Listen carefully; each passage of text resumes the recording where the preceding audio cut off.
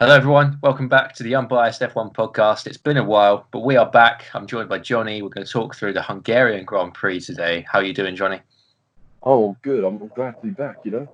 It's been a long time. We apologise. Yeah, it's been a very long time. Partly not our fault Well, with the season, with what's happened, but also we stopped like three-quarters of the way through last season. So we got very, very busy, but that's no excuse. But we're back anyway. Hungarian Grand Prix. We've had two races in Austria. We've had the Austrian Grand Prix and the Styrian Grand Prix, not the Syrian Grand Prix. Two different races of that. Styrian Grand Prix is at the same track. Different races. Right? We can't be any more different. We can't get more confusing. They were both using the same hashtags, actually. But anyway, that's very confusing.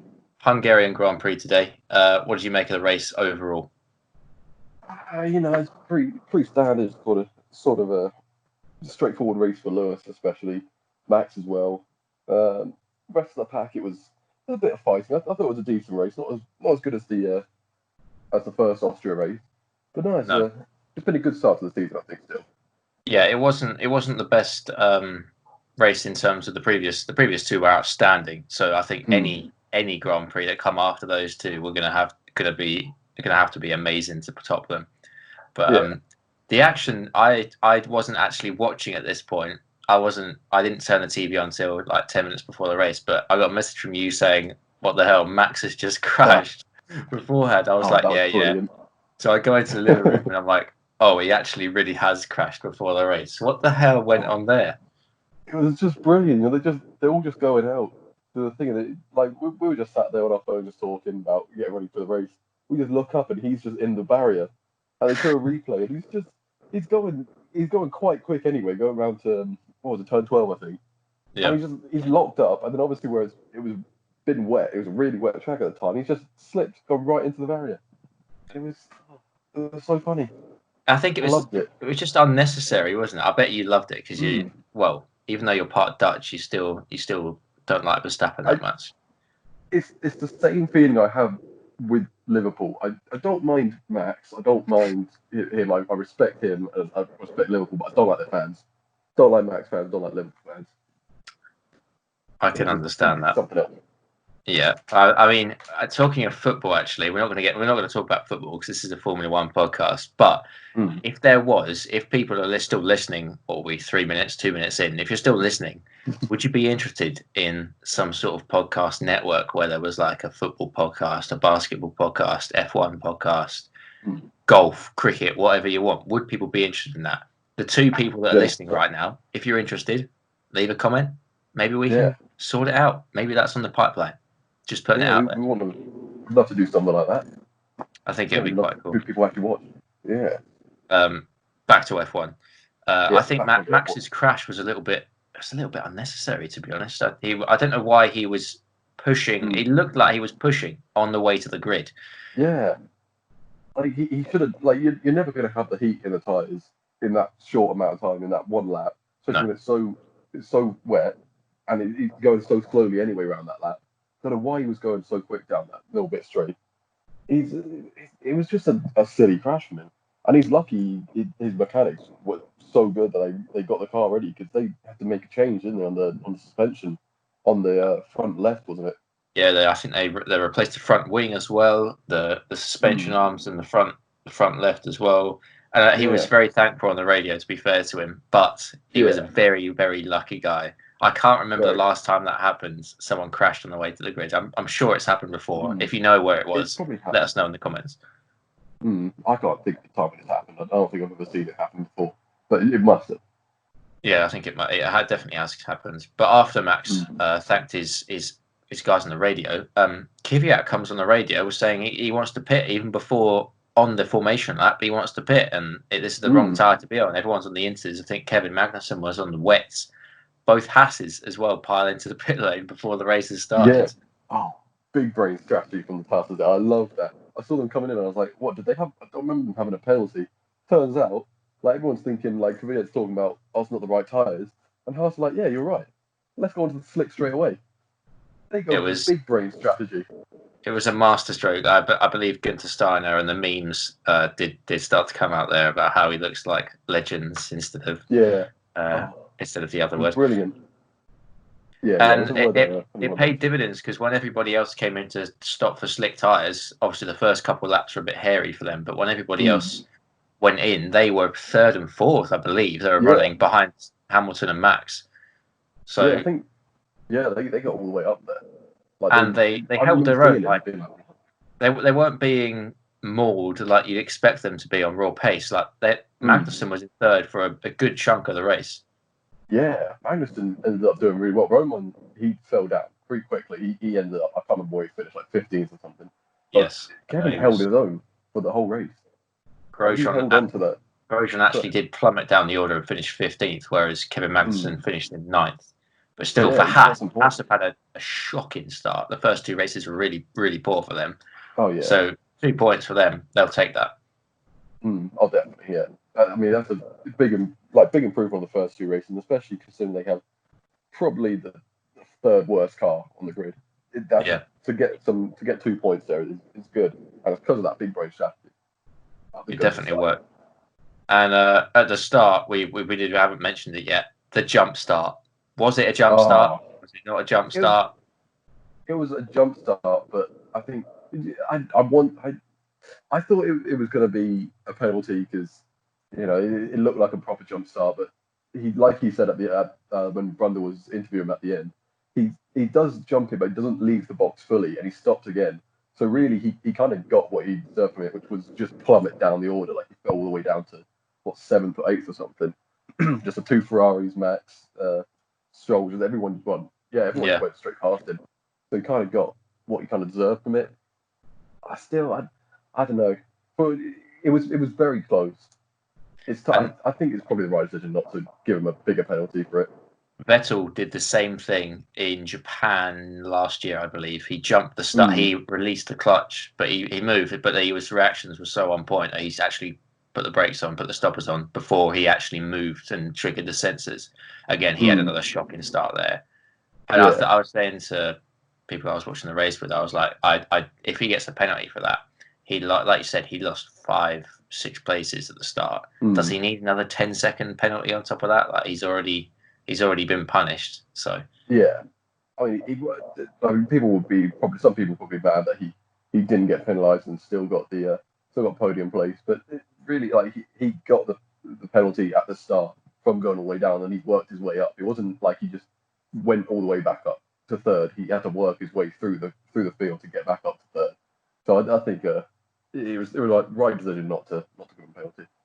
Yeah, and of course he did eventually finish on a podium, but he was getting stuck behind Stroll in last year's Mercedes. Sorry, Racing Point. He was struck behind Stroll for a large chunk of that race, and he only just got past Stroll because Stroll's tyres were dead. Yeah, no, it's they're really good. The Racing Point, it is literally just a pink Mercedes from last year, but they've still got the money to have improved that car. The fact that it's improved so much that it's like on par with the Red Bull at some point, that's impressive from them. They were much quicker than Red Bull this weekend. Red Bull did have they had a mixed weekend on Saturday, up until Saturday, but obviously in the race, Verstappen taking second, Albon in 5th. Albon got past Vettel, I believe, near the end. Red Bull. I've seen a lot of tweets online during the race saying Red Bull are losing it and what the hell's going on to Red Bull, the car's gone bad, etc., etc. People are forgetting that Red Bull are the second fastest team by a decent margin now. Ferrari have dropped completely. The only real challengers to Red Bull are obviously Mercedes in front and the pink Mercedes Racing Point behind. Yeah, I've actually written that down. I genuinely think Ferrari's drop off is so big that they're the 5th best team on the grid now. I think it's definitely Merc first, obviously. Red Bull second. You got the pink Mercedes Racing Point. God, they've got to get used to that. I had to get used to calling it Racing Point now. Got to get used to calling it. Who would you say is 4th? I'd say McLaren. You say McLaren? Yeah, I think McLaren's 4th. I genuinely think they're better than Ferrari. It's just today they didn't have a great race. Where would you put Renault into the mix? Because Daniel Ricciardo finishes in 8th today, ahead of Leclerc in 11th, and just behind Vettel, who finished in 6th. So, where would you say that Renault are on the pace with Ferrari right now. I think as the season goes on, Renault are like notorious with upgrades, and they're good with upgrading their cars throughout the year. And so I think they can properly get to the same point, or maybe even ahead of Ferrari if they don't get enough improvement this year. Because they are good. Like Danny Rick was my driver of the day today. He had a good strategy and he executed it perfectly. He moved up 3 places, but that's still it was a good drive from him in difficult conditions a lot of the time, and he just always had the clean air. A circuit as well where you can't really overtake that well. Yeah, he's done well. I like what he did. The fans, obviously, the Max fans, comes out and gave him the drive of the day. I still don't agree with how they do that, the real drive of the day thing, but. I'm pretty sure we mentioned it last year with the driver of the day thing that I remember one year, like 2016, 2015, the first year they brought it in when Mana was still racing. Rio Haryanto, the Indonesian driver, I think he retired after like 5 laps, but he got voted driver of the day because everyone in Indonesia was just refreshing the page, spamming it, almost to the point a bit like DDoS in the website. And he got like 95% of the vote, and that's when they changed it, so you can only vote once. But yeah. Oh yeah, it is a flawed system still. We said it last year. Like you said, I think we mentioned it a couple times. Yeah, there's a popularity. I don't think it should be all down to a fan vote. It should be like the commentators should be having a vote as well. It should be half fan, half actual people. Yeah. Who knows who's in the sport. Yeah. Those guys should have a vote. Well, it's interesting to say that because Sky do the same thing. Like, I know I'm talking about football now, but Sky do the same thing. Like when Martin Tyler's commentating, if Alan Smith's there, Martin Tyler will ask Alan Smith for his man of the match, and that's the official man of the match. Yeah. Given from Sky. However, if United are playing City, both of those Twitter accounts will tweet out and ask for their man of the match, and whoever gets the most, whoever's trending the most, will get their man of the match. So it's interesting that Sky haven't actually done that for the F1 channel where they asked Brundle who's the driver of the day. But they definitely should do that. Yeah, because that would make a lot of sense to have Crofty ask Brundle who his driver of the day is, and then still have the F1 app have their the people vote driver of the day.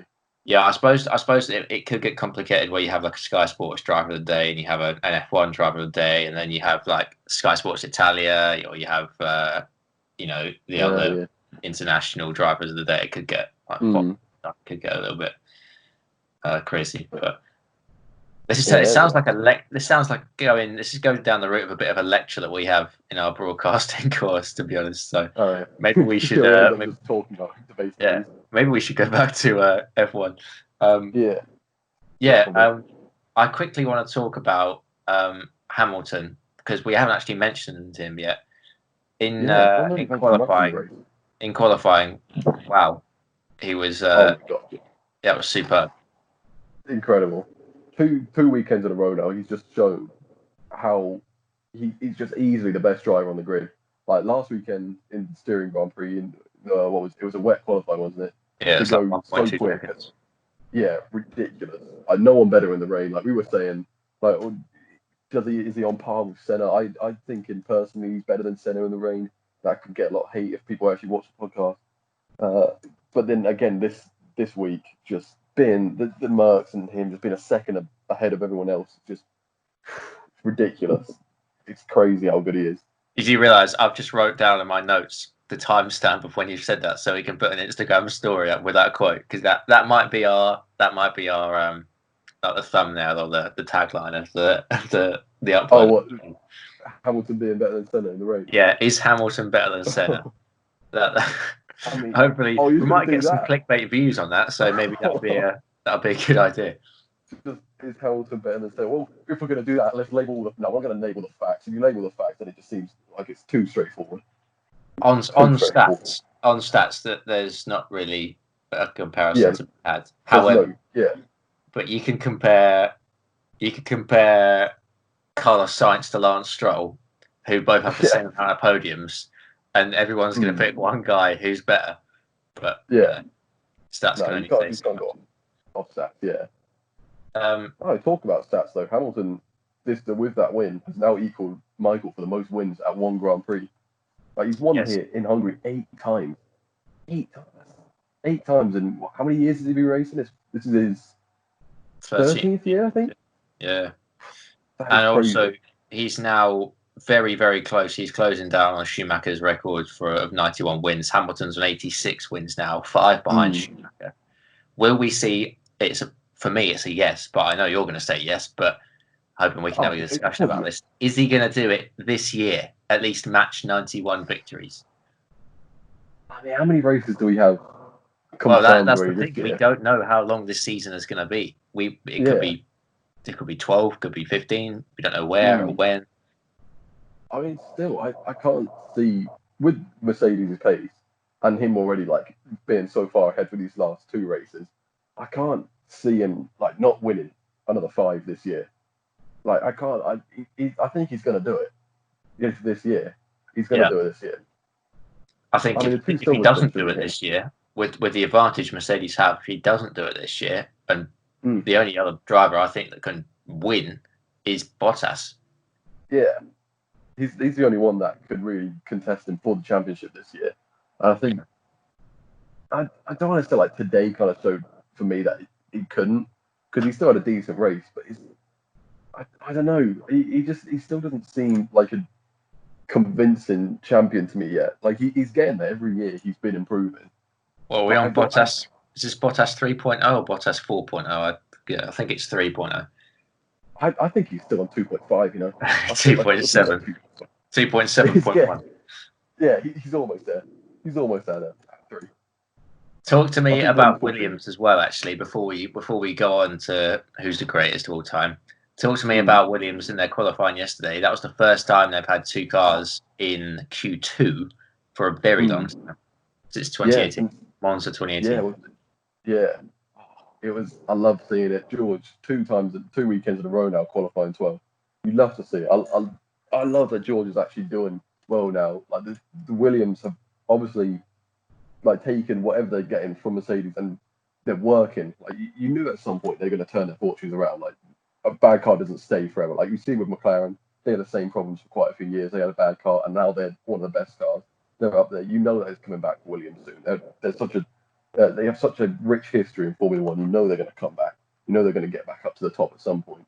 And you can see it starting to come through now. And they have the quality in George Russell to go with it. Like he'll be there for a while because I don't see him moving up to the racing point because of the way that's run.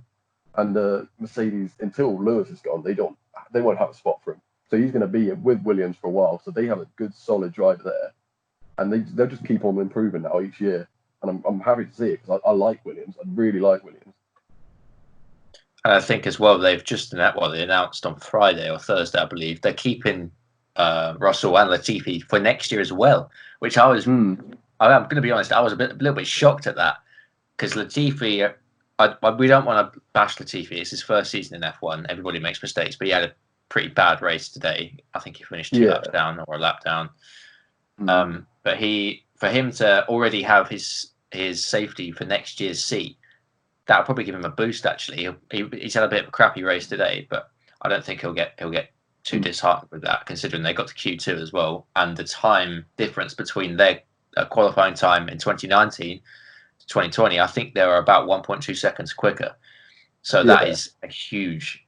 I know some of that is going to be Mercedes power unit, but they can only do a couple of tenths on that.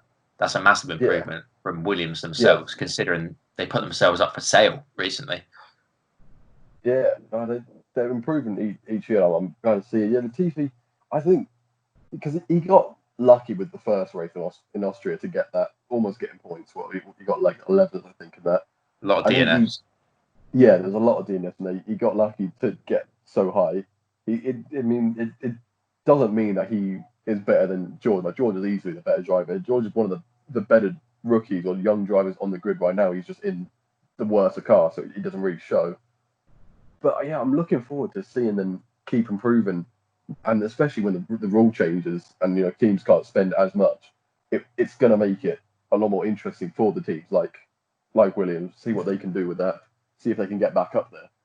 Yeah, absolutely. And as well, Russell was F2 champion in 2018. So although Crofty did say, I can't remember when it was either FP1 or FP2, he said that Latifi was the F2 champion last year. He wasn't, it was Nick de Vries.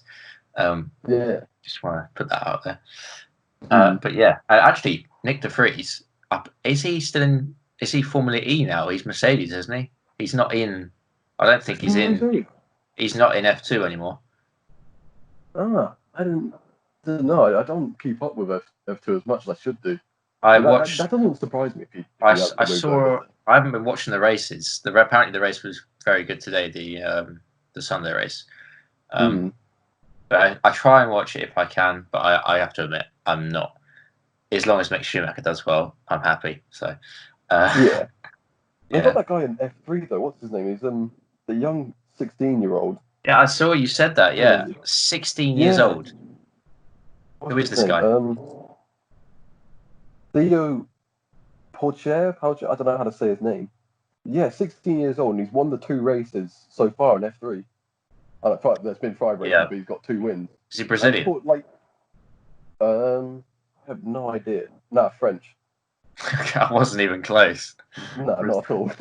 I'm pretty sure I saw there's a Brazilian guy. Hang on, this is going to get embarrassing, so I need to make sure I'm talking about the right thing.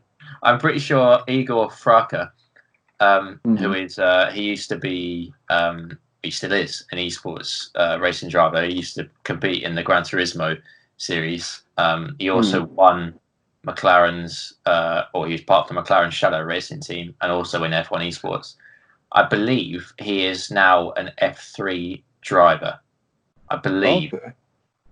So that's like a big crossover from virtual world to real world, considering the massive budget that you need to even be in F3 is near on $1 million. So yeah, a little bit of insight there. Yeah, it's so exciting to see sometimes the young drivers coming through. Like I swear that Enzo Fittipaldi he's meant to be coming through, but he's been there for ages as well at the same time. Was he the son or grandson of Emerson? Yeah. One legend. I know it's probably controversial, but I know this is the same with Mick Schumacher as well. Like if you have the surname Fittipaldi, Schumacher, if Lewis gets married, has children, and there's another Hamilton, as soon as you say that name, you're going to be in the spotlight. You're going to have the media on you. You're going to have that pressure. People are just expecting. They just expect you to turn up, win, get in F1, do what your relative has done, do what your dad's done. Yeah, that's going to be detrimental. Yeah, same with any sport. Same with all sport. It's just the way that the media do. They want to pick up on it. If there's been a legend that's been playing, and they have like a son or something come through, they're obviously the media's going to pick up on it. They want to see the guy. You want to see him do good as well because he has the heritage there. But it's tough on him. He has the spotlight on him straight away. And if they don't live up to it, it's called a failure. Like you think of Bruno Senna, who's the nephew of Ayrton. That was always going to be tough to live up to. And he really didn't live up to it. That was in an impossible position because he was nobody's going to follow up in Senna's footsteps and do a better job or, massively destroy him. You can't do that. Yeah, it was going to be tough for him to do it. And I respect to him that he did give it a try. He got to Formula One because he could have. It could have been derailed much earlier on, but he made it all the way, and he was there for a couple of seasons. But yeah, it's tough. It's always tough when you get those sorts of situations. The only thing I have to say about Bruno Senna is that if he would have hit Seb Vettel a little bit harder in Brazil 2012, my man Fernando Alonso would have won the World Championship. Speaking of Fernando Alonso, big news this week. I'm still very, very happy. I'm riding on a high from it. Alonso back to F1 next season, partnering Esteban Ocon in the Renault. Thoughts? And also, can I put in there, I want your thoughts on Alonso going there instead of someone from the Renault Driver Academy. Oh, that's what I'm going to pick up on because he is essentially robbing a young, promising driver of the drive there. And I love Alonso too. I do love Alonso. Always loved him. But I'm going to be happy to see him coming in, but it's going to be like a 1-year thing.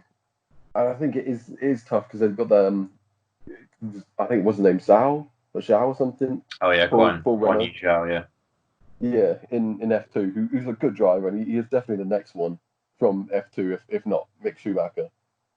Yeah, it's tough for him to hear that Alonso's coming back, but at the same time for Renault, it's sort of like the 1 year before all the rules change. So I want to bring in that guy, this new guy, when the rules change, I think, because it's going to be a fresh start for all teams, It's and they just want to interesting. get this 1 year done. Yeah, it's interesting that you mention Guan Yu Zhao, because he is of Chinese descent, and he also would be a very nice. It would be a nice branding and PR move for Renault to put an Asian driver back into the cockpit. I think the last Asian driver or Japanese driver was a long time ago. I think Kamui Kobayashi might be the last one, if we're not Yeah, I talking saw about that Rio come. Haryanto. That would be huge. We know F1 is. I've read a report actually on F1 esports, and they're really pushing F1 in Asia now, like heavily Mm, more than they were in the past few years. So for Renault to yeah, have an Asian driver, that would be fantastic PR. And I that would be reckon, like you brilliant. Yeah, say, the Alonso move will probably be a year, two tops, and then yeah, it should. I think it's a win-win for Renault because they've got their old world champion back. They've still got mm, the driver academy. Just because Alonso's got this seat for 1 year doesn't mean that Zhao or whoever else is not gonna be able to come through. It's just delaying that yeah, the year. That gives them another year in yeah, F2, F3. It's not the end of the world. yeah. Yeah, 1 more year to just go see what they can do at F2, do even better, really prove that you deserve the seat, and then come when everyone else is fresh with the new cars and everything's just new, and you can like because going in if you bring him in now, it's just going to make him look like he's not good enough for the seat because he's just going to get dominated by all the quicker cars. Bring him in at the time when everyone's sort of it's new, it's kind of get used to this new cars. He should do well. He'll do well when he comes up eventually. Yeah. So I think it's a good move from Renault. Before we round up, I just want to mention because we haven't mentioned Alpha Tauri. Apparently, it's Alpha Tauri, not Tory. So conservative Yeah. voters, if you're listening, it's not Tory. Um, Pierre Gasly retired. He was on fire. Mm. It was quite. When was that? Start of the race? Early part of the race? Yeah, Mid part of the race? quite quite early on, yeah. Yeah, he Yeah. was. I know exactly. He DNF'd. I'm actually looking at the official standings, and apparently Latifi finished 5 laps down. So I don't know whether he retired a couple of laps before. I don't No, know. yeah, because he ended up hitting, I think, 4 or 5 times, and yeah, because he just had problems all the time. Like he span at one point, he had the collision with Signs in the pits where he got the Yeah, puncture, and that's what sent him down really early on. He just had a terrible race from Latifi. It was a bad race for him today. yeah. I'm sure. Well, he's like I said, like we said, he's got the deal for next year's drive, so he doesn't have to worry about someone Mm. coming in and stealing that drive from him. Yeah. And also, rounding out the top 10, Leclerc got pipped by Sainz towards the end. Final Oh, I thoughts didn't on know. I want to have your final thoughts on the race, and we're looking ahead to 2 races as well, to Mm. Silverstone. Apparently, Yeah. so we've got the British GP, and then apparently the next one is the 70th anniversary GP. So Okay. interesting naming from Formula One. Yeah, again, two different races, like Austria and Styria. It's two different races, maybe the same track, but it's two different races. Don't get it wrong. Don't get it twisted. But no, today was a good race. It wasn't the most like really enjoyable. It was good enough. I was really hopeful for rain. You know, they kept talking about early on that there'll be rain coming real soon, and then when it's meant to come, they're like, oh no, you just went off to the right of the track. Yeah, it's at the water park. Yeah, That was a disappointment. You know, I think everyone always wants a wet race. You know, have it. typical Formula One. There will always be Yeah, rain. It'll either rain straight before the race or straight after the race, but it won't rain during yeah. the race. No, yeah, that was disappointing. I think it should be mentioned as well. Like, even though we've got it's finished now. Red Bull. I don't know what they've said, but they were being summoned to the officials after the race because they were drying off Albon's box before the start. Yeah, They thought with all the commotion that was going on with Max, they could sneak and try and get some places with Albon at the start by drying off the box, which they're not allowed to do. And so apparently the penalty for that, if they're being lenient with it, if they do decide to penalise him, it's only a 10-second penalty. But what it could and should be for that for that sort of offence is a DQ for the driver. So yeah. if that comes out, you know that's big for a lot of drivers. They get pushed up. Even And more Leclerc badly would for get a for point. Renault. If Albon Yeah, disqualified, that means Vettel moves up, Perez, Ricciardo, Magnussen, Sainz, and Leclerc will move up as well. Leclerc will move up.